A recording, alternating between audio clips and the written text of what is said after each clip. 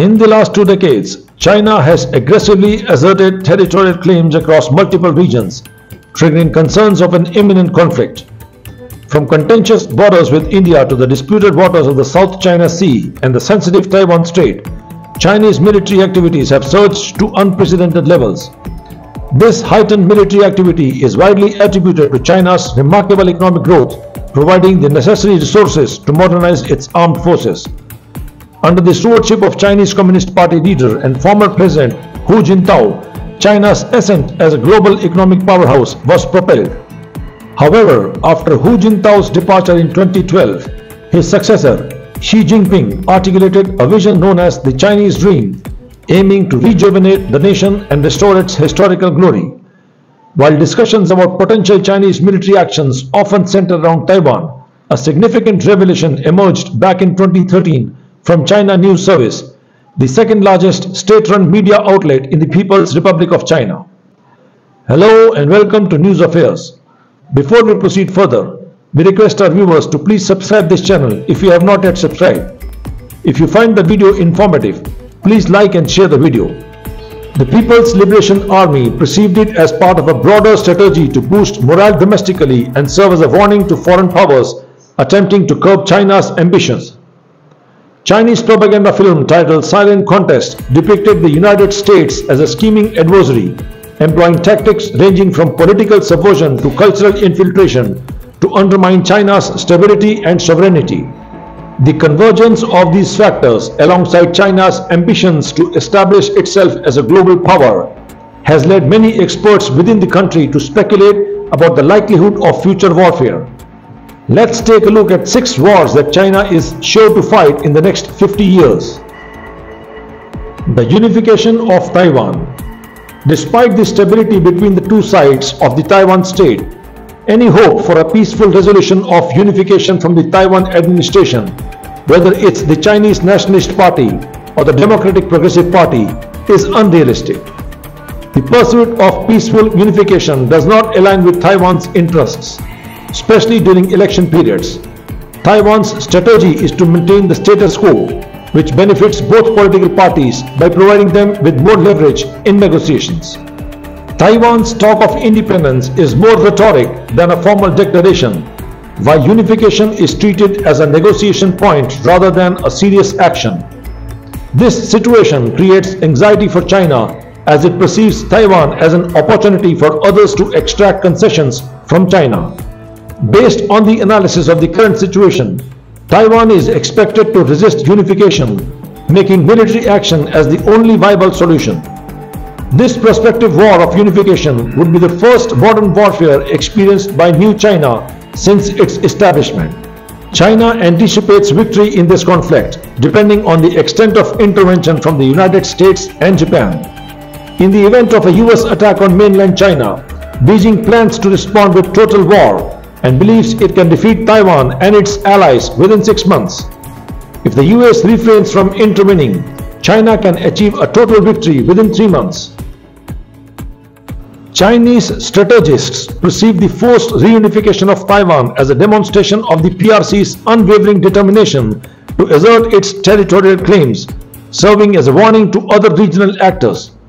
Following a 2-year recuperation period after the Taiwan War, China anticipates Vietnam and the Philippines adopting a cautious stance at the negotiation table, preferring observation over aggression. China will offer countries with territorial disputes such as Vietnam and the Philippines the option of retaining their investments in the Sprat list. However, failure to comply will result in the forcible seizure by the Chinese military. Despite anticipating that its victory in the Taiwan War would dissuade overt confrontation from the US, China acknowledges secret American support for the Philippines and Vietnam, including arms, training, and financial aid. China has presently started harassing the Philippines in the South China Sea, particularly around the Second Thomas Shoal. This submerged reef, among other land and maritime features in the Sprat list, forms a contentious backdrop for the ongoing territorial dispute. The Philippines asserts control over 9 outposts in the region, including the Second Thomas Shoal, where the BRP Sierra Madre, a grounded vessel housing Filipino soldiers, stands as a symbol of Manila's sovereignty efforts. Reconquest southern Tibet between 2035 and 2040. In 1914, the McMahon Line was negotiated between the British and Chinese as part of the Simla Accord, establishing a legal border between China and India. This treaty also partitioned Tibet into inner and outer Tibet. Despite Chinese objections to this line, as it would imply recognition of Tibet's independence, it remained the de facto border between the two countries until the Sino-India War of 1962. Following the 1962 war, the region previously known as the Northeast Frontier Agency was rechristened Arunachal Pradesh. This area, in addition to being a point of contention, holds significant potential for hydropower development. China was confident in its ability to overpower India and reclaim what it refers to as South Tibet through force. This strategy involves inciting disunity among Indian states, supporting Pakistan in reclaiming Kashmir, and launching a blitzkrieg into South Tibet. The anticipated outcome, according to Chinese projections, would solidify China's status as a global power alongside the United States, Europe, and Russia.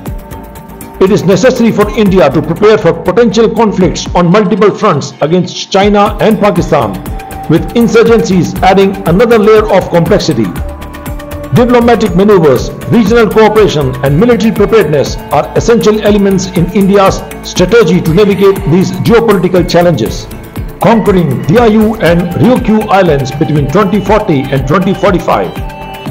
By the mid-21st century, China will be likely asserting its claim over two Japanese island chains, the Senkaku Islands, also known as the Diaoyu Islands in China, and Ryukyu, also known as the Nancy Islands. With China's burgeoning military capabilities and expanding global influence, along with a proactive move, will reclaim these islands. They anticipate that a weakened United States will throw its support behind Japan, albeit ineffectively.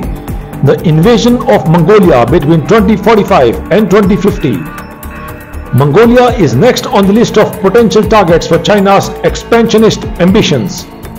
Mongolia, referred to as Outer Mongolia, is an integral part of their territory as per Chinese thinkers, distinct from the Chinese province known as the Autonomous Region of Inner Mongolia. War with Russia between 2055 and 2060. Despite the recent thaw in relations between the two countries since the Cold War era Sino-Soviet split, Russia is perceived as a potential future target. While diplomatic ties have improved, deep-seated mistrust persists, fueled by China's perception that Russia occupies massive swathes of land that has historically belonged to China since the Qing dynasty. Looking ahead to around 2045, the Chinese predict a further decline in the Russian government's strength and influence. They anticipate seizing this opportunity, particularly capitalizing on the seasoned experience of Chinese military forces post-5 wars.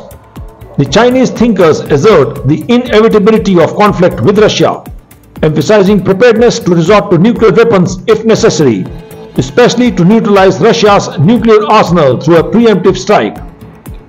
However, the realization of such a scenario remains uncertain, dependent on numerous geopolitical factors and the evolving dynamics between China and Russia in the coming years. Jai Hind!